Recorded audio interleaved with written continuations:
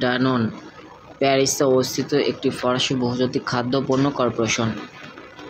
এটি স্পেনের বার্সেলোনায় 1919 সালে প্রতিষ্ঠিত হয়েছিল। এটি ইউরোনেক্স প্যারিসে তালিকাভুক্ত, যেখানে এটি সিএসই 40 স্টক মার্কেট সূচকের একটি উপাদান।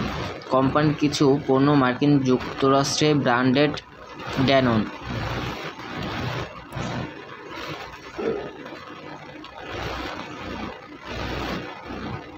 প্রতিষ্ঠাতা আইজ্যাক কারাসো। এলাকা বিশ্বব্যাপী।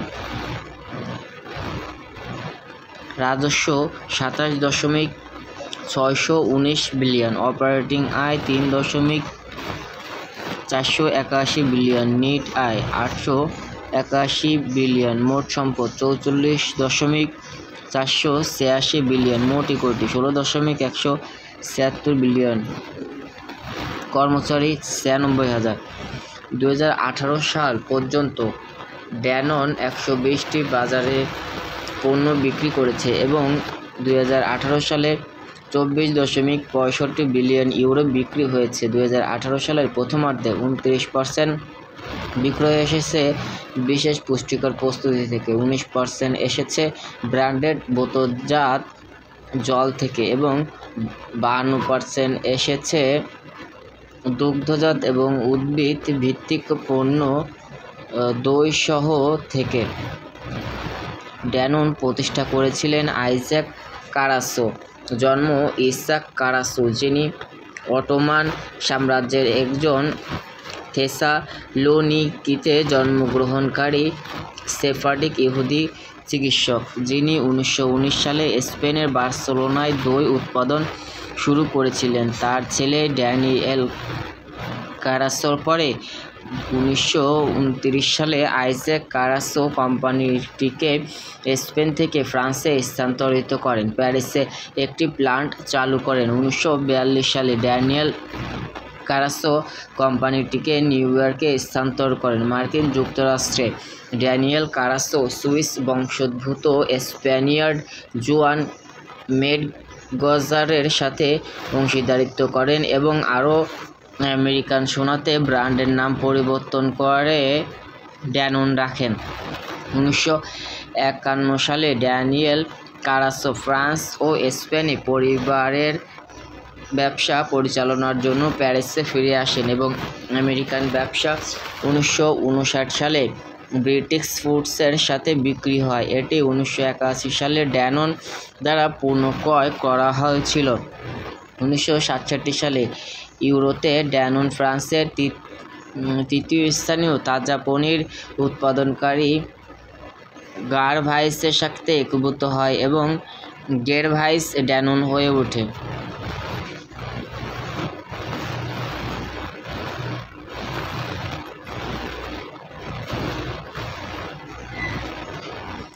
(2009 সালে কোম্পানিটি তার গ্রুপ ড্যানোন থেকে ড্যানোন এ পরিবর্তন করে।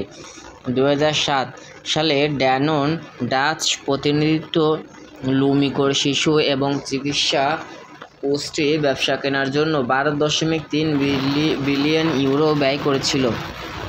2010 সালে ড্যানোন ও ইউনিমিল্ক এর কোম্পানিগুলোতে অধিগ্রহণ করে রাশিয়ার বাজারে নিমজ্জিত হয়। ইউনিমিল্কের শেয়ার ছিল রাশিয়ার বাজারের 21%।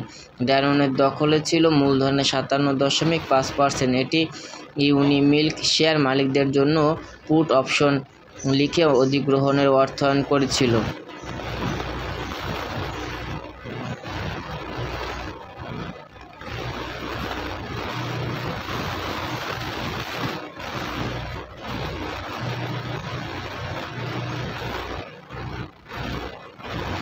ড্যানোনের মালিকানা নিম্নোক্তভাবে বিভক্ত করা হয়: 43% আমেরিকান বিভক্তকারীদের মালিকানাধীন, 19% ফরাসি বিনিয়োগকারী দ্বারা, তারপরে যুক্তরাজ্য 10%, সুইজারল্যান্ড 6%, জার্মানি 5% এবং বাকি ইউরোপ 17%।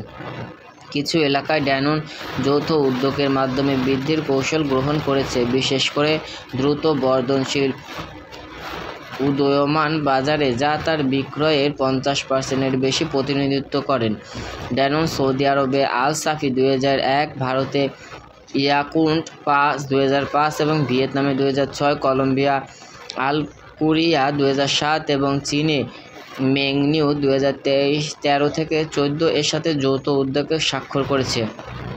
অস্ট্রেলিয়া ড্যানন মারে হলো ফরাসি খাদ্য কোম্পানি ড্যানন এর সাথে সাপুতো ডেয়ারি অস্ট্রেলিয়ার একটি যৌথ উদ্যোগ। অস্ট্রেলিয়ার দই এবং অন্যান্য তাজা দুগ্ধজাত পণ্য বাজারজাত করার জন্য ড্যানন এমজে দুগ্ধজাত খাবার উত্তর পূর্ব ভিক্টোরিয়ার কিওয়াতে উৎপাদন হয় এবং অস্ট্রেলিয়াও জুড়ে বিক্রি হয়। বাংলাদেশ 2005 সালের নভেম্বর ফ্রাঙ্ক রিবাউড গ্রামীণ ব্যাংকের প্রতিষ্ঠাতা এবং পরে 2006 সালের নোবেল শান্তি পুরস্কার বিজয়ী মোহাম্মদ ইউনূসের সাথে দেখা করেন। দুজন ব্যক্তি দরিদ্র দেশের উন্নয়নের বিষয়ে তাদের ধারণা নিয়ে দীর্ঘ আলোচনা করেছেন এবং দেখেছেন যে তাদের দক্ষতার ক্ষেত্রগুলো পরিপূরক। ফলস্বরূপ 2006 সালে গ্রামীণ ব্যাংক এবং ড্যানন ব্যাংকের ড্যানন ফুডস নামে একটি কোম্পানি গঠন করে, যা বাংলাদেশে একটি সামাজিক ব্যবসা। গ্রামীণ ড্যানন ফুডস লিমিটেড বাংলাদেশে শিশুদের পুষ্টির ঘাটতি পূরণের লক্ষ্যে protein, vitamin, iron, calcium, zinc এবং অন্যান্য মাইক্রোনিউট্রিয়েন্টস সমূহ সমৃদ্ধ শক্তি দই নামে একটি দই তৈরি করে।